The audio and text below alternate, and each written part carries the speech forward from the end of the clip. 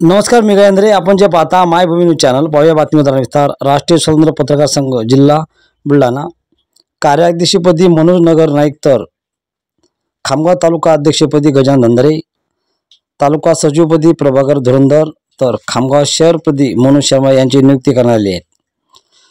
विदर्भ उपाध्यक्ष यांच्या हस्ते दिव्यांग शक्ती कार्यालयामध्ये नियुक्ती देण्यात आली आहे. राष्ट्रीय अध्यक्ष डॉक्टर अब्दुल रहीम, राष्ट्रीय प्रभारी चंद्रशेखर जसवाल, तर महाराष्ट्र प्रदेश अध्यक्ष भीमराव पाटील यांच्या नेतृत्वाखाली पत्रकारांच्या असलेल्या समस्या, सूचना, अडचणींचा न्याय देण्यासाठी बुलढाणा जिल्ह्यासाठी हे नियुक्ती देण्यात आली आहे. आज खामगाव येथे विदर्भ उपाध्यक्ष रवींद्र शेवकार यांच्या हस्ते, तर अधिवक्ते ॲडव्होकेट नरेंद्र जोशी यांच्या प्रमुख उपस्थितीत, यावेळी उपस्थित गजानन कुलकर्णी, लक्ष्मण कानेकर, संतोष आठवडे, शेखर तायडे यावेळी उपस्थित होते. मायभूमी न्यूजसाठी संतोष आठवडे, खामगाव.